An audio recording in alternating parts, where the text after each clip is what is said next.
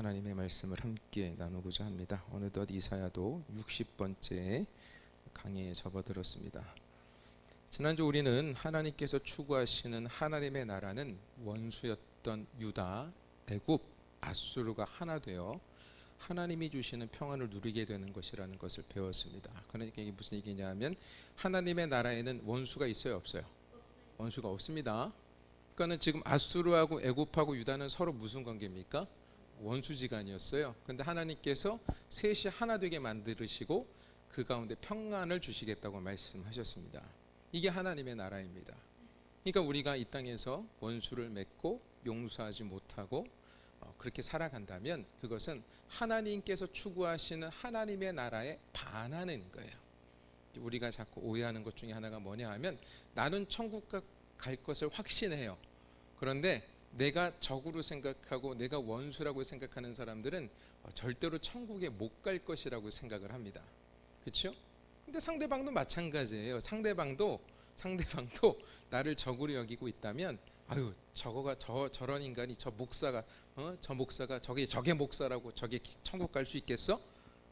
분명히 그렇게 생각을 한다는 것입니다. 그러면 어떤 결과가 일어날까요? 둘 다 천국 못 가요. 그런 마음을 가지고 살아가면 둘 다 천국 갈 수가 없는 거예요.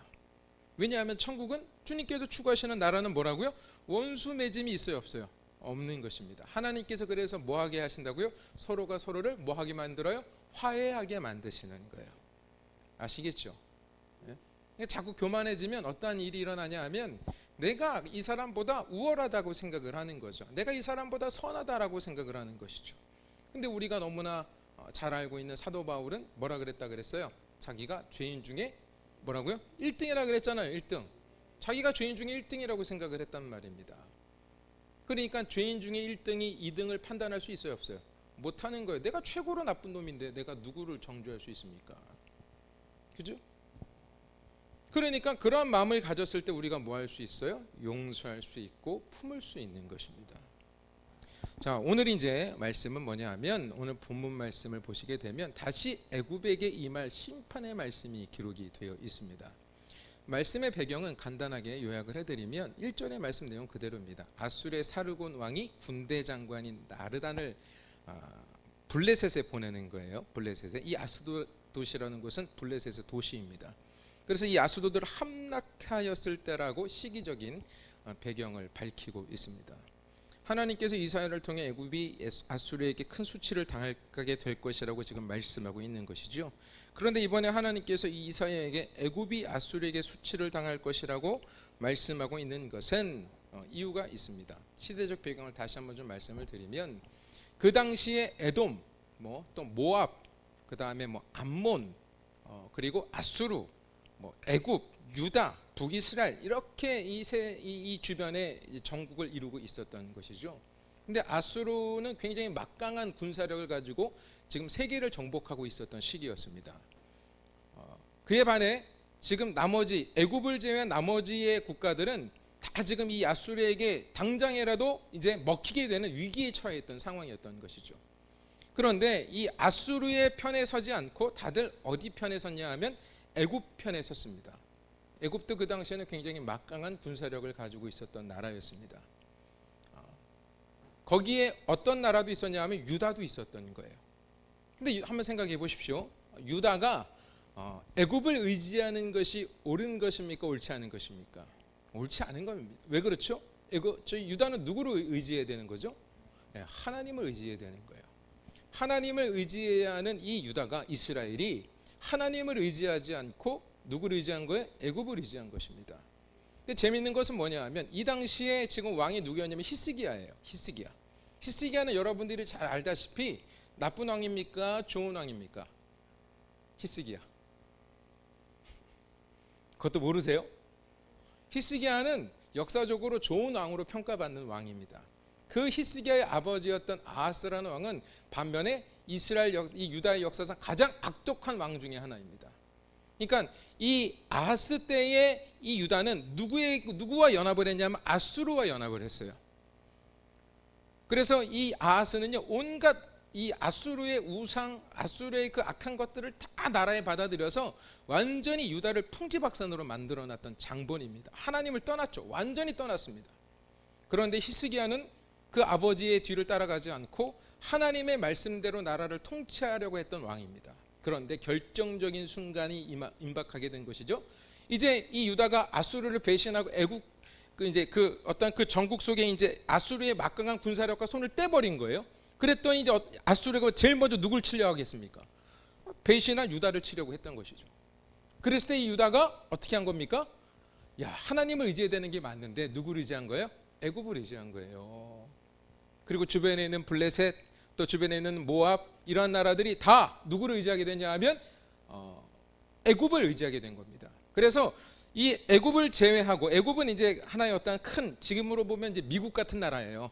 미국 같은 나라고, 작은 나라들 유다, 그 다음에 모압, 그 다음에 블레셋, 이런 나라들이 동맹을 맺어서 아수르와 이제 대적을 하려고 했던 거예요. 그리고 애굽이 뒤에서 이제 밀어주는 겁니다. 그런데 어떤 일이 일어난 거예요? 이 동맹이 무너진 겁니다. 왜? 블레셋이 먼저 함락이 되는 거예요. 지금 그것이 이 역사적인 배경인 것입니다. 우리는 이러한 말씀을 통해서 무엇을 깨달아야 되냐 하면, 우리가 의지해야 할 대상이 누구냐를 우리가 분명하게 깨달아야 되는 것입니다. 여러분, 하나님의 사람들은 누구를 의지해야 맞는 것입니까? 세상을 의지해야 됩니까? 강한 사람을 의지해야 됩니까? 아닙니다. 누구를 의지하셔야 됩니까? 하나님을 의지하셔야 됩니다. 여러분 어떻습니까? 정말로 큰 위기에 봉착했을 때 여러분들이 찾는 것이 무엇입니까? 히스기야는 하나님의 뜻대로 살고자 했었어요. 그런데 그가 위기에 닥치게 되었을 때, 결정적인 순간에 닥쳤을 때 그는 하나님을 바라보지 못하고 누구를 바라봤던 거예요? 애굽을 바라봤던 것입니다. 그래서 하나님께서 뭘 하시는 겁니까? 하나님의 사람들이 하나님을 바라봐야 되는데 애굽을 바라보니까 하나님께서 누구를 지금 치시는 거예요? 애굽을 치시는 거예요. 무슨 말씀인지 아시겠죠? 네. 그래서 여러분, 우리는 인본주의적 방법을 동원해서 이 세상의 위기의 때에 그것을 해결하려고 하면 안 되는 것입니다. 하나님만을 의지하시는 여러분들이 되시기를 바랍니다. 그래서 바울이 이렇게 고백을 하는 것입니다. 고린도후서 1장 9절에 우리는 우리 자신이 사형 선고를 받은 줄 알았으니 이는 우리로 자기를 의지하지 말고 오직 죽은 자를 다시 살리시는 하나님만 의지하게 하심이라. 바울이 뭐라고 고백하고 있어요? 자기를 의지하지 말고, 그죠? 오직 누구를 의지하라고요? 죽은 자를 다시 살리시는 하나님만 의지하게 한다라고 말씀을 하고 있습니다. 여러분, 하나님께서는 죽은 자도 살리시는 자이심을 믿으시기를 바랍니다. 우리 그 안 믿어요, 잘. 그죠? 하나님은 죽은 자도 살리시는 분이십니다. 여러분, 우리가 다 죽었던 자예요. 아시겠습니까? 우리가 다 죽었던 자입니다. 영적으로 죽었던 자예요. 다 지옥에 들어갈 수밖에 없었던 자입니다. 그런데 우리를 살리신 것이란 말이죠. 그러니까 우리는 누구를 의지해야 됩니까? 하나님만을 의지해야 되는 것입니다. 그러므로 우리도 바울처럼 더욱 진실한 마음으로 하나님을 신뢰하고 하나님으로부터 오는 확실하고 온전한 도움을 받아 누리시는 우리 성도들이 되시기를 바랍니다. 2절 같이 읽겠습니다. 자, 시작. 그때 여호와께서 아모스의 아들 이사야에게 말씀하여 이르시되 갈지어다 내 허리에서 배를 끄르고 내 발에서 신을 벗을지니라 하시매 그가 그대로 하여 벗은 몸과 벗은 발로 다니니라. 아멘. 자, 지금 읽은 2절 말씀을 보면 하나님께서 이사야에게 어떤 명령을 내리시는데요. 무슨 명령을 내리시냐면 옷을 다 벗고요, 신발도 벗고 다니라고 말씀하고 있는. 이게 뻘거벗은 건 아니에요. 예, 이걸 완전히 뻘거벗은 건 아닙니다. 속옷은 입은 거예요. 아시겠죠? 예, 속옷은 입은 것입니다. 그런데 한번 생각해 보십시오. 겉옷과 신발을 벗고 다니는 것이 쉬운 일입니까? 쉽지 않은 일입니까? 쉽지 않은 일입니다. 제가 이사야 강의를 처음 시작했을 때 이사야가 어떤 사람인지에 대해서 잠깐 소개를 해드린 적이 있는데요. 이사야는요, 왕족입니다. 왕족 출신이에요. 그러니까는 이 유다 사회에서 어떤 존재입니까? 거의 그 귀족이죠, 귀족 중에서도 상귀족입니다. 그러니까 체면 이런 것들이 굉장히 많은 사람이에요. 근데 하나님께서 지금 이사야에게 뭐라고 말씀하시냐 하면, 야, 너 옷 다 벗고 신발도 벗고 다녀. 명령을 하시는 것입니다. 그러니까 얼마나 이것이 수치스러운 일이겠습니까? 그렇죠? 그런데 이사야가 그것에 대하여 불순종합니까? 순종합니까? 순종합니다. 자그마치 3년 동안 그러고 다니는 거예요. 3년 동안. 3절을 보시게 되면 이사야가 3년 동안 그렇게 다녔다라고 말씀을 하고 있습니다. 근데 하나님께서 그렇게 하신 이유가 있습니다. 그게 뭐냐 하면 바로 이 유다가 아수르에게 위기를 받고 있으니까 애굽을 의지했던 것이죠. 그런데 그것을 이제 경고하시는 거예요. 야, 너네들이 의지하고 있는 이 애굽이 결국은 너처럼 너가 벗고 다니면서 그걸 알리라는 거예요. 나처럼 애굽이 될 것이다. 나처럼 벗은 몸으로 신발을 벗고 이렇게 유린을 당하고 수치를 당하며 멸망하게 되는 것이 애굽이다라는 것을 보여주라는 것입니다. 이사야에게. 그러니까 이사야가 실제로 몸의 행동으로 보여주는 거예요. 하나님의 메시지를 말씀으로만 전하는 것이 아니라 행위적인 행동으로 그 하나님께서 행하시는 그 일들을 보여주고 계시는 것입니다. 그럼 여러분, 이제 우리는 여기서 이사야의 모습을 통해서 누구를 봐야 됩니까? 자, 생각해 보세요. 여러분들이 한번 먼저 자기에게 이 상황을 대입시켜 보세요. 하나님께서 여러분들에게 이러한 명령을 주셨어요? 예? 수치스러운 일들을 우리에게 감당하라고 명령을 주셨어요? 그럼 여러분 어떻게 하시겠습니까? 순종하실 수 있겠어요? 순종하기 별 어려울 거예요. 그렇죠? 예. 미친 사람이라 그러지. 예? 비정상적인 사람으로 보지 않겠습니까? 그렇죠? 근데 지금 이 이사야의 모습은 누구를 예표하고 있는 것이냐 하면 예수 그리스도를 예표하고 있는 것입니다. 여러분, 예수님께서 하나님이시죠? 그죠? 성자 하나님이십니다. 근데 그 예수 그리스도께서 이 땅 가운데 내려오신 것은 수치를 감수하고 오신 거예요. 여러분, 우리는 아주 인본주의에 빠져 있는 우리 인간들은 인간이 아주 소중하다고 여기죠. 아주 대단한 존재로 여깁니다. 그런데 거룩하신 하나님이 이 땅에 육신의 몸을 입고 온다는 것 자체가 하나님에게는 수치였던 거예요. 무슨 말씀인지 아시겠습니까? 그리고 그 수치스러운 인간의 몸을 입고 오셨어도 어떠한 모습으로 오셨다고요? 지극히 낮은 자로, 작은 자로 오셨단 말입니다. 그래서 마국간으로 오신 거예요. 마국간에서 오신 거예요. 그 당시에 어떤 기득권의 가정에서 태어나지 않고, 집안에서, 가문에서 태어나지 않고, 물론 혈통으로는 다윗의 후손이지만 예수님께서는 그 당시에 기득권층이 아닌 빈민계층의 목수의 자식으로 태어난 거예요. 그러니까 예수님은 오실 때부터 무엇을 감수하고 오신 것입니까? 수치를 감수하고 오신 것입니다. 그리고 여러분, 예수님의 십자가를 보세요. 예수님은요, 죄인들의 손에 의해서 옷이 벗겨졌고요, 죄인들의 손에 의해 채찍에 맞으셨고요, 죄인들의 손에 의해 십자가에 못 박혀 죽으셨습니다. 여러분, 한번 생각해 보십시오. 여러분들보다 훨씬 못한 사람이 나에게 나를 업신여기고 나를 비웃고 나를 조롱하고, 그죠?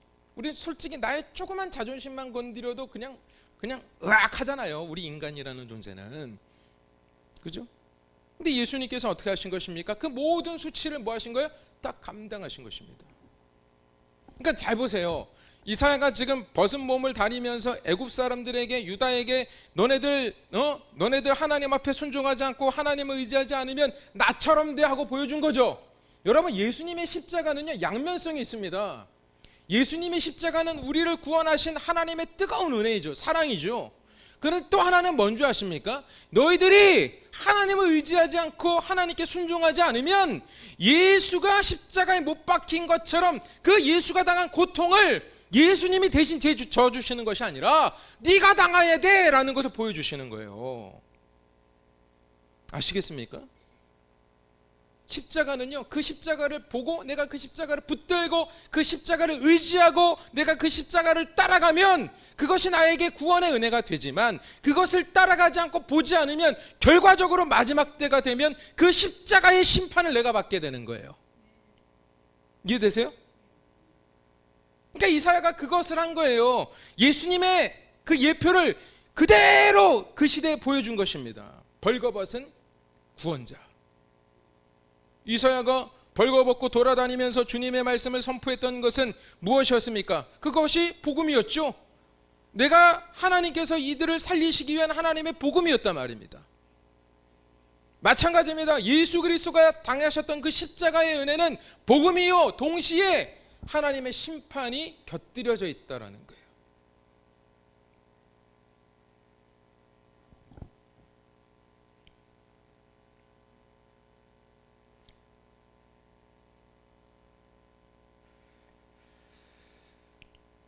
그래서 히브리서 12장 2절에 이렇게 말씀하고 있습니다. 믿음의 주요 또 온전하게 하시는 인 예수를 바라보자. 그는 그 앞에 있는 기쁨을 위하여 십자가를 참으사 부끄러움을 개의치 아니하시더니 하나님 보좌 우편에 앉으셨느니라. 예수를 바라보자. 이 예수를 바라본다는 것은 그냥 이렇게 본다는 게 아니에요. 그 예수를 붙잡는 거예요. 예수님을 의지하는 거예요. 예수님을 생명으로 여기는 거예요. 예수님을 나의 주인으로 여기는 거예요. 예수님이 나의 생명으로 여겨지게 되는 것입니다.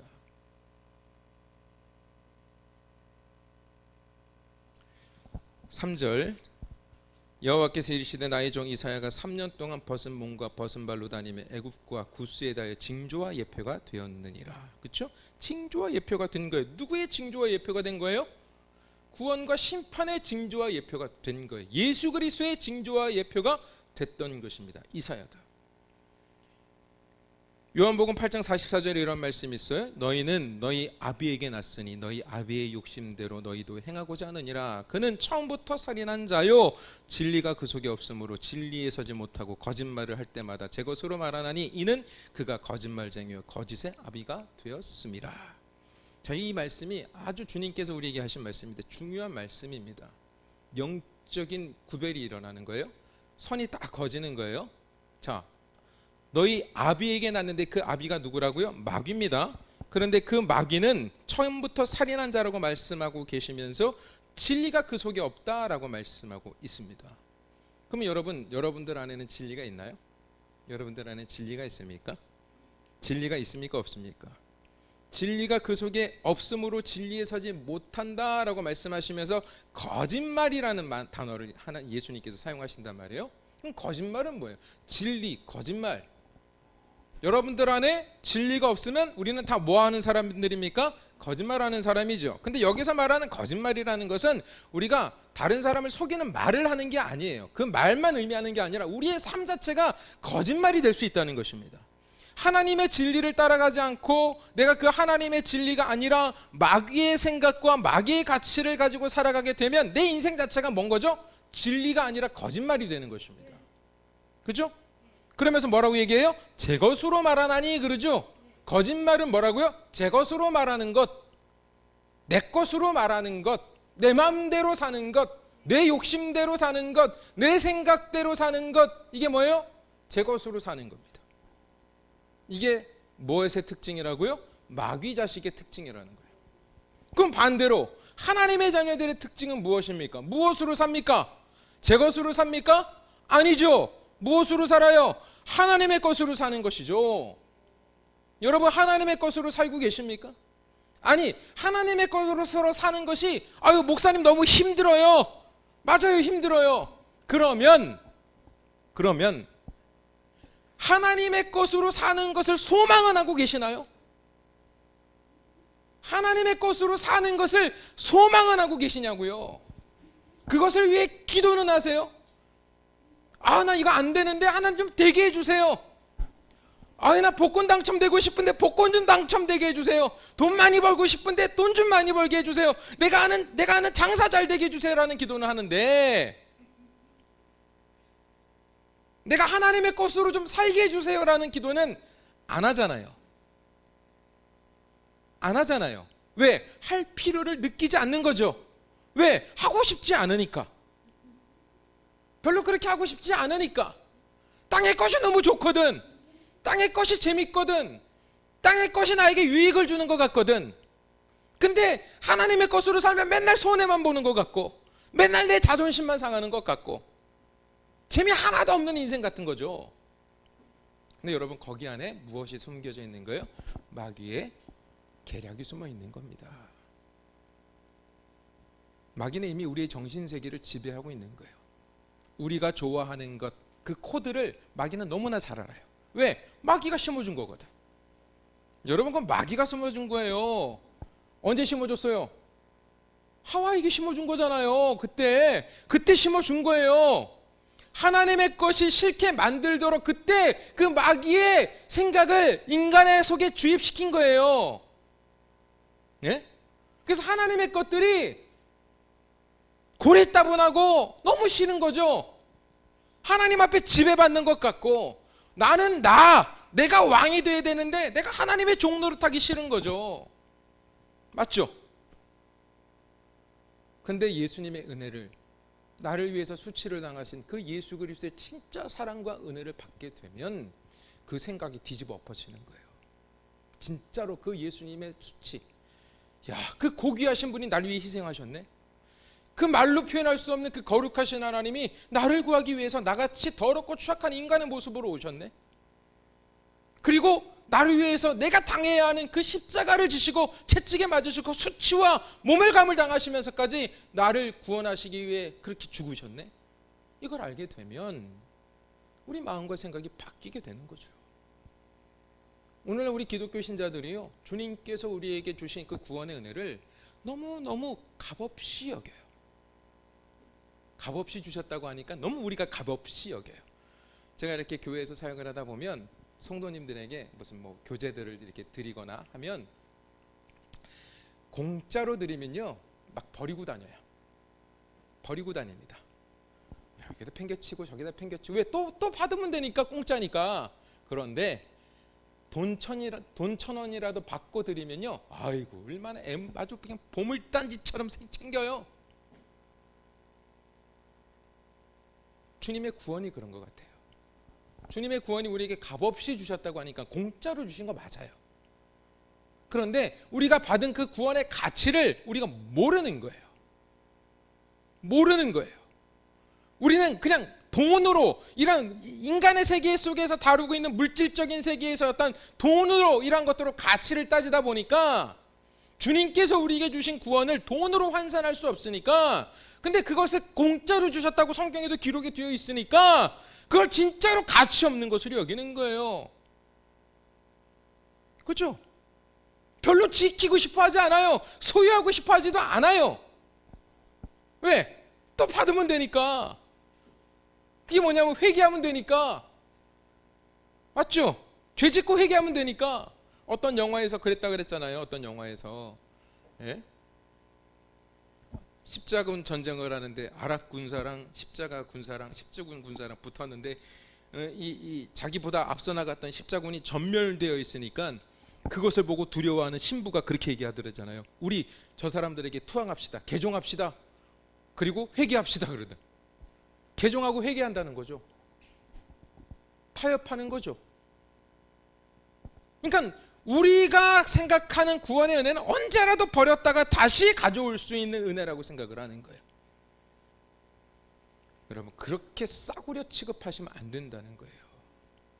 우리는 거저 받았지만 주님께서는 우리를 구원하시기 위하여 정말로 이루 말할 수 없는 모멸감과 수치감과 치욕과 고통과 그 어려운 그 십자가를 통과해서 우리를 구원해 내신 것이란 말입니다. 그죠? 그런데 우리는 그 주님의 수고를 생각하지도 않는 거죠. 그 엄청난 수고를 감당하시고 수치를 당하면서 우리에게 주신 구원을 우리는 아주 싸구려 취급하고 있는 거죠. 소중히 여기지 않는 거예요. 그러니까 우리는 어떤 마음을 갖습니까? 주님 앞에 잠깐 예배 드리는 것조차도 시간이 없으면, 시간이라는 것이 한정돼 있잖아요. 뭐 하는 거예요? 밀려나는 거예요. 돈 버는 것에 밀려나고, 그죠? 친구들 만나는 것에 밀려나고, 세상의 유흥을 즐기는데 밀려나고, 계속 하나님을 믿고 하나님을 섬기는, 하나님과 교제하는 그 시간들이 계속 밀려나는 거예요. 무엇에? 세상의 것에. 그게 거짓말의 인생입니다. 하나님을 떠나 세상의 것을 사랑하며 살아가는 인생들을 뭐라 그래요? 거짓말쟁이라고 하는 거예요. 그 속 안에 진리가 없는 인생들이라는 것입니다. 자, 4절 5절 이와 같이 애굽의 포로와 굿스에 사로잡힌 자가 아수르 왕에게 끌려갈 때 젊은 자나 늙은 자가 다 벗은 몸과 벗은 발로 볼기까지 드러내어 애굽의 수치를 보이리니. 그렇죠? 지금 이사야가 이렇게 다녔던 그대로의 모습으로 이제 애굽이 이렇게 된다라고 말씀하고 있죠. 그들이 바라던 할 때 그들은 누구를 의미하냐면 유다를 말하는 것입니다. 유다가 그들을 바란 거예요. 그들을 의지했다라는 거예요. 누구를 의지했어요? 쿠스와 애굽을 의지했던 거예요. 근데 그들이 어떻게 됐다라고요? 이제 수치당하는 것을 보게 되는 것이죠. 그럼 이 메시지는 무슨 이야기입니까? 너희들 세상 의지하면 안 돼. 세상은 너희들에게 묘멸감과 수치감만 줄 뿐이야. 너희들 지금은 세상을 의지하면 너희들에게 기쁨을 주는 것 같고 행복을 주는 것 같고 너희들을 높여주는 것처럼 보이지만 결국 이 세상은 너희들에게 수치와 묘멸감만 갖다 줄 것이다. 그러니 어떻게 하라는 것입니까? 그들을 의지하지 말라는 거예요. 누구를 의지하라는 것입니까? 하나님을 의지하라는 것입니다. 네?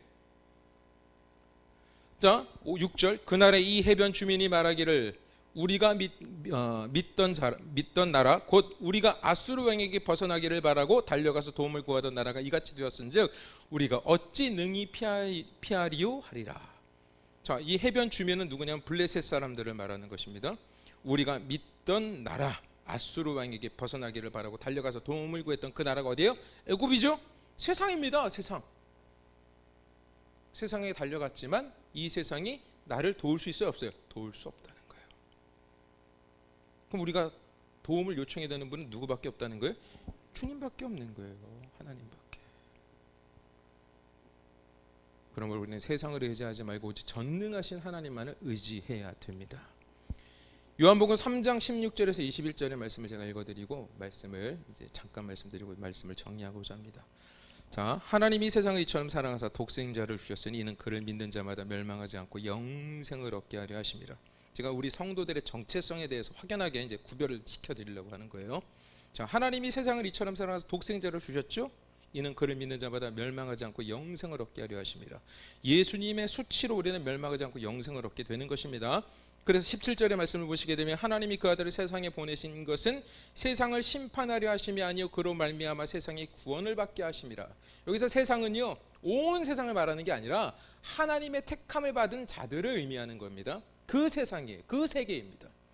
그러면서 이렇게 말씀하고 있어요. 그를 믿는 자는 심판을 받지 아니하는 것이요 믿지 아니하는 자는 하나님의 독생자의 이름을 믿지 아니함으로 벌써 심판을 받은 것이니라. 자, 심판을 미래의 것으로 이야기하지 않고 있어요. 예수님께서 심판을 미래에 일어날 일로 말씀하고 있지 않아요. 심판을 이미 받았다라고 말씀하고 있습니다. 여러분, 되게 무서운 말씀이에요. 잘 들으셔야 됩니다. 내가 지금 심판받는 존재로 살아가고 있는지 아닌지 잘 들으세요. 자, 심판을 받은 것이니라. 자, 독생자의 이름을 믿지 아니함으로. 독생자의 이름이 뭐죠? 예수 그리스도. 예수는 무슨 이름이죠? 이름의 뜻이 뭐죠? 자기 백성을 죄에서 구원할 자가 예수님의 이름이죠. 그죠? 그러니까 죄에서 나를 구원하는 자, 그 이름을 믿는다는 것은 예수님이 나의 죄를 뭐 하는 거예요? 구원해 주시는 것을 믿는다는 거죠. 그러면 구원이라는 건 뭐라 그랬어요? 있는 자리에서 내가 죽을 그 자리에서 구출되는 거죠. 근데 여러분, 구원은 장소적인 이동입니까? 내가 여기 있으면 죽어서 내가 이 전국에 살면 죽으니까 하나님께서 나를 구원하시기 위해 서울로 이동시키는 게 구원이에요? 아니죠. 구원은 뭐 어떻게 일어나는 거예요? 우리의 생각과 정신, 우리의 가치관, 우리의 성격, 우리의 인격 이런 것들이 예수 그리스도화 되는 거예요. 물론 그것이 확 변하는 건 아닙니다. 한 번에 우리가 예수님을 완전히 닮는 것은 아니에요. 그러면 구원받은 자는 어떻게 되는 겁니까? 예수님이 알고 싶어지는 것이고 예수님을 조금씩 알아가면서 그분을 닮기를 원하는 것이고 그러나 잘 안 닮아지니까 괴롭고 힘든 거예요. 많은 성도님들이 그게 괴롭고 힘드니까 내팽개쳐버려요. 그거 안 해도 나 구원받았으니까 괜찮겠지 이래요. 아닙니다. 절대로 그렇지 않습니다. 오늘 말씀을 보면 알게 돼요. 자, 심판을 받은 것이니라. 자, 그 정죄는 이것이니 19절 곧 빛이 세상에 왔으되 사람들이 자기 행위가 악함으로 빛보다 어둠을 더 사랑한 것이니라. 뭘 더 사랑했다고요? 빛보다 어둠을 더 사랑했다는 것이죠. 그 어둠은 뭡니까? 세상입니다. 지금 이 유다가 애굽을 사랑한 것이죠. 하나님을 사랑하지 않고 애굽을 사랑한 것과 같이 똑같이 빛보다 어둠을 더 사랑한 거예요. 그러면 빛은 누굽니까? 예수 그리스도. 그죠? 또 예수님을 또 뭐라고 말씀하고 있어요? 요한복음 1장에 보면 말씀이라고 하고 있죠. 빛, 말씀, 예수 그리스도, 이 세 가지의 표현은 같은 거예요. 예수님은 빛이시고 예수님은 말씀이세요. 자, 그러면 우리가 이 세상에서 빛을 사랑한다 하면 무엇을 사랑하는 것입니까? 예수 그리스도를 사랑하는 것이고 예수 그리스도의 말씀을 사랑하는 것이죠. 예수님의 말씀을 사랑하는 것입니다. 그죠? 자, 그래서 보세요. 20절, 악을 행하는 자마다 빛을 미워하여 말씀을 미워하여 예수 그리스도를 미워하여. 그죠? 그럼 이제 많은 분들이 그래요. 아, 내가 언제 예수님을 미워했어? 그죠? 그렇게 얘기합니다. 그럼 히스기야가 하나님을 미워했나요? 아닙니다. 그러니까 미워했다라는 그것을 우리가 인간의 감정적 표현으로 이야기하면 안 됩니다. 하나님께서 나를 미워한다라는 그 표현은 무엇의 의미냐 하면 쟤 나를 의지하지 않네, 쟤 나를 바라보지 않네, 나를 주인으로 삼지 않네, 그거예요. 그걸 미워한다라고 하는 거예요. 자기가 하나님이네, 자기가 주인공이네, 자기가 세상의 중심이네, 선과 악의 기준이 자기네, 다 뭐예요? 하나님을 미워하는 자들이에요. 자기 중심적으로 하나님을 그냥 저기 맨날 이 옹골 모자이크 교회 2층에다 모셔놓고 예배당 나가면 하나님은 그냥 여기만 계시고, 예? 1층에도 안 계셔. 2층에만 계시는 거야. 예? 그 주일만 와가지고, 예? 아유, 주님 왔습니다 하고 주님 예배 드리고 또 안녕히 계세요 하고 또 세상에 나가서는 그냥 세상 내 마음대로 내 생각대로 살다가 이걸 뭐라고 얘기하냐 하면 너 나 미워하는구나 라고 하시는 거예요. 세상에서 하나님 떠나 있는 사람은 말할 것도 없고 예수 믿는다고 하는 우리들을 향해서 제가 말씀을 드리는 겁니다. 어떻습니까? 여러분, 매일의 삶 속에 주님과 동행하며 주님만을 의지하며 살아가고자 하는 그런 소망함이 있습니까? 제가 지금 여러분들에게 말씀드리는 것은 여러분들 보고 100% 그렇게 하라는 말이 아니에요. 할 수 없어요. 그게 우리의 한계점인 걸 우리가 어떻게 할 수 있겠습니까? 그러나 우리는 뭐 할 수 있어요? 꿈꿀 수는 있어요. 맞잖아요. 소망할 수는 있다니까? 내가 하나님과 정말로 한치 한순간도 떠나지 않고 하나님과 함께하기를 여러분 소원하십니까? 소원하냐고요. 그게 소원되어져야 돼요. 그래서 사도 바울이 뭐라고 얘기합니까? 너희들의 구원은 소망으로 이루어지는 것이다. 소망으로 받는다 그런단 말이에요. 하나님은요, 우리의 행위를 가지고 판단하시는 게 아니에요. 왜? 다 거기서 거기라니까. 어떤 사람들 되게 막 거룩해 보이죠. 와, 저 사람은 죄 지을 것 같지 않. 아유, 뒤집어 까보십시오. 다 더럽고 추악한 죄인입니다. 도토리 키재기입니다.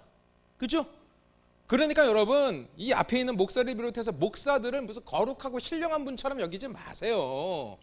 예? 다 죄인이에요. 우리 한국교회가 타락한 이유는 그 타락한 죄인들을 아주 하나님과 동격 위에 올려놔서 한국교회가 타락한 거예요. 목회자들을 주님과 동격화시키고 본인들이 그렇게 얘기하잖아요. 막 아니란 말입니다.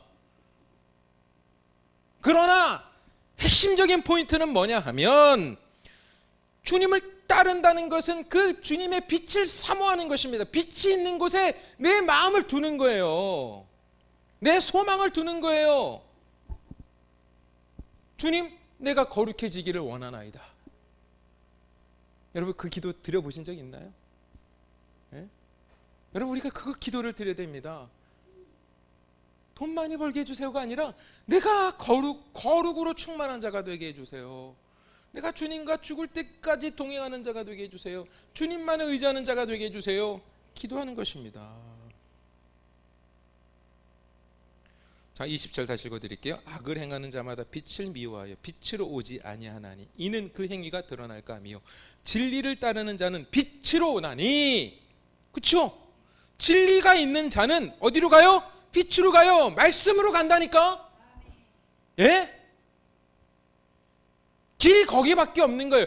여러분, 이 땅 가운데 비춰진 빛은요, 주님께서 우리에게 주신 말씀이에요. 이게 빛입니다.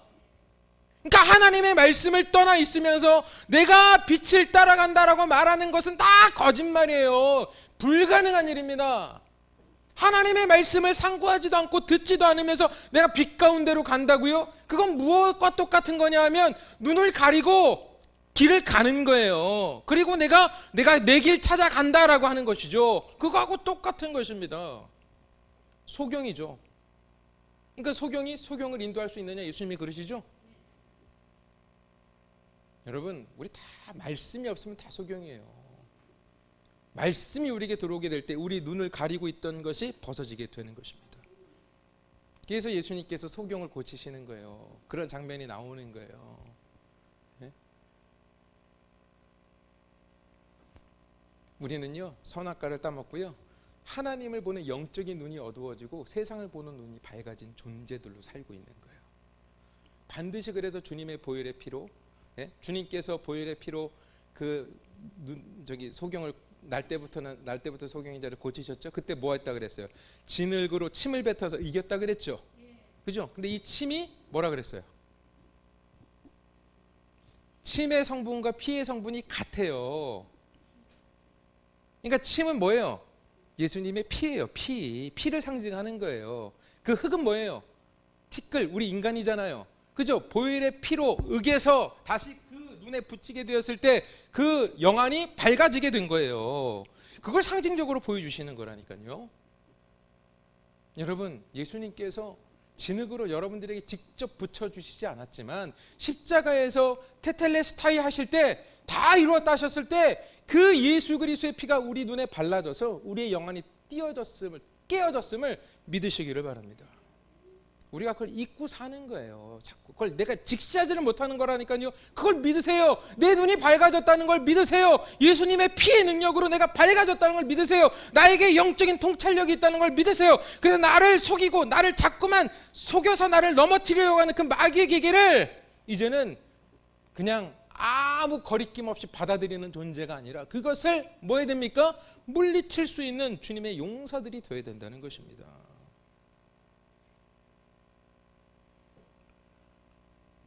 자, 21절, 진리를 따르는 자는 빛으로 오나니 이는 그 행위가 하나님 안에서 행한 것임임을 나타내려 함이라 하시니라. 결국 우리는 어떻게 되는 것입니까? 주님께서 수치를 당하셔서 주신 그 구원의 은혜로 말미암아 우리는 이 땅 가운데서 어떤 존재로 살아가게 되는 거예요? 예수님이 가신 그 십자가의 길을 가는 거예요. 그게 말씀 따라가는 삶입니다. 말씀 따라 살아가는 거예요. 예? 그러나 그 예수님의 길을 따라가지 아니하면 내가 그 십자가를 지금 부인하고 이 세상 속에서 내 쾌락과 내 즐거움과 나의 육적인 소망을 가지고 살아가게 되면 결국 예수님께서 당하신 그 수치와 그 고통은 나의 것이 아니라 내가 그 수치와 고난과 멸망을 당해야 되는 거예요. 그걸 아시기 바랍니다. 주님이 그 모든 것들을 다 대신해서 해주시고 이제 내가 가는 길 따라오면 돼. 그러니까 우리는 실제로 어떠해요? 예수님이 당한 그 큰 고통은 당하지 않아도 돼요. 맞잖아요. 여러분들이 십자가의 길을 간다고 해서 진짜 여러분들의 못을 박습니까? 아니잖아요. 여러분들에게 정말로 누가 채찍을 때립니까? 여러분들의 옷을 벗겨서 세상 속에서 막 사람들에게 죄인이라고 막 수치와 모욕을 줍니까? 그런 일을 당합니까? 아니잖아요. 그러나 예수님을 따라가면 내가 이 세상 속에서 조금 손해보는 것 같고 내 자존심이 뭉개지는 것 같지만 그걸 내가 주님이 참고 인내하셨던 것처럼 나도 그렇게 참고 인내하는 삶을 살고 그들을 용서하는 마음을 가지고 사는 게 십자가의 삶이잖아요. 근데 그거 싫으면 예수님께서 당하셨던 그 십자가의 저주죠. 어떻게 보면 나무에 달린 자마다 다 저주받은 자다 그랬단 말입니다. 십자가는 저주받은 자가 죽는 곳이에요. 그러니까 그 십자가가 은혜가 아닌 저주가 되는 거예요. 내가 지금 십자가를 안 따라가면 마지막 때가 되었을 때 내가 주님 앞에 섰을 때 내 십자가를 내가 져야 된다니까. 멸망당하는 겁니다. 그것은 왜? 주님은 부활하실 수 있지만 우리는 부활하지 못해요. 주님 안에 있을 때 주님의 부활에 힘입어 우리가 부활을 하는 것이지, 내가 정말로 주님이 지신 십자가를 내가 같이 지면 나는 살지만, 내가 주님을 따라가지 않아서 마지막에 나 홀로 십자가를 지게 되면 그건 끝이에요. 그 엄청난 고통을 여러분들이 다 당해야 되는 거예요. 그래서 주님이 수치를 당하시고 고통을 당하신 거예요. 우리를 너무나 사랑하시니까, 우리가 감당할 수 없으니까, 우리 죽으니까. 여러분들은 다 그렇게 구원받은 자들입니다. 주님의 수치를 통해서 구원받은 자들이라는 것이죠. 그러므로 여러분, 주님의 그 사랑을 회복하세요. 혹여라도 그 사랑을 아직 경험하지 못하신 분이 있다면 기도하세요. 내가 그 주님 만나고 싶습니다. 내가 주님의 그 큰 사랑 안에 들어가고 싶습니다. 그것이, 그 주님의 십자가의 은혜가 나의 것처럼 여겨지게 해주세요. 나의 것처럼 느껴지게 해주세요. 그래서 내가 주님의 십자가에 내 생명 드리며 나가는 자가 되게 해주세요. 여러분 기도하시기 바랍니다. 그럼 하나님께서는 반드시 주시오. 왜? 그거 원하시는 기도니까. 우리가 안 해서 그래요. 그런 기도는 안 하는 거죠. 안 하는 거예요. 안 한단 말입니다. 근데 그게 진짜 복이에요. 진짜 생명이에요. 그래서 우리 모든 성도님들이 그 생명 누리는 축복이 있기를 주님의 이름으로 축원드리겠습니다.